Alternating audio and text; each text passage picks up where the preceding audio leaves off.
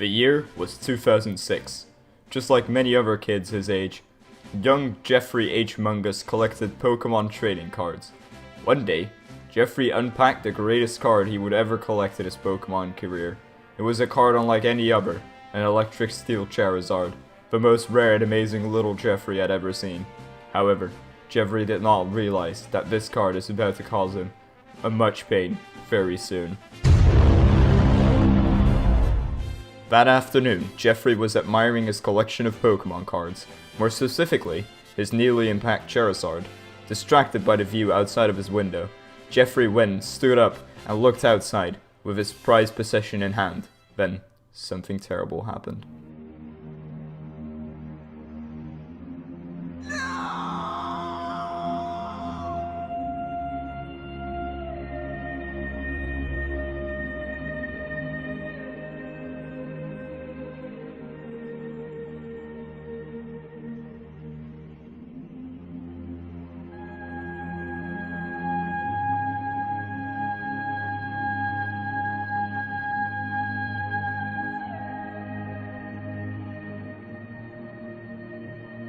My name is Jeffrey and this is my less hidden story, yeah? The moment I lost my card, I went through what is known as the 5 stages of grief.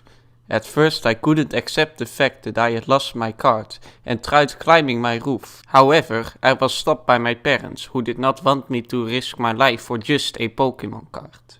Because of the fact that they didn't allow me to climb my roof, I entered the second stage, anger, and we got into a fight. Fuck you, Dad! It's more than just a fucking Charizard! Oh. It's fucking electric steel, that's fucking rare, yo! You're adopted. Fight!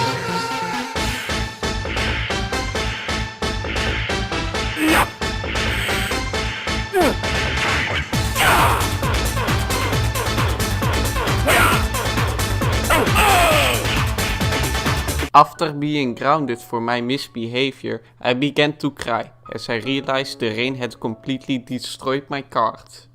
Only after 2 weeks I decided to take action. I went on eBay and searched for a new Charizard card to replace the empty feeling inside me. When I found the bargain I was looking for, I ordered it immediately. I was supposed to meet up with a guy on the street, where I would exchange the money for a new car. Things did not go according to plan, however. In his excitement, Jeffrey had completely forgotten to take the money with him. Do you have the money?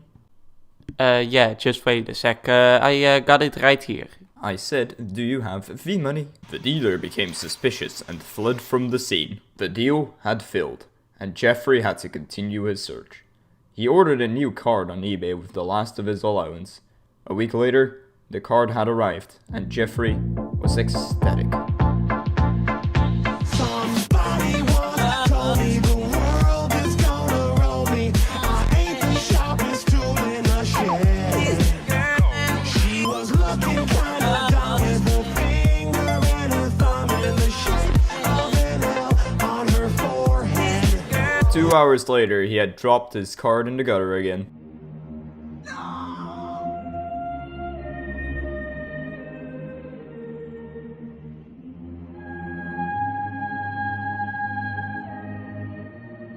For 2 weeks I sat in my room, crying, faced with the reality that I would never again hold my precious Charizard. I had entered the second to last stage of grief, depression. I hardly ate, was unable to sleep and cried for days on end. I went through a phase of drug abuse and started fighting with my friends and family. It was absolutely the lowest point I have reached in my life. I asked myself why I would deserve all this suffering. I asked God why he made me suffer so much. I started wondering if there even could be such a cruel God. After some time, I started getting my life back on track. I stopped doing drugs and apologized to my friends. I now work as a motivational speaker and have a beautiful loving wife who supports me through the tough times. In the end, I did learn from the experience. Firstly, I have learned to keep things away from an open window. Secondly, I have learned that we must all learn to accept the fact that we all must suffer from time to time, and cherish the good times and not dwell on mistakes we have made in the past.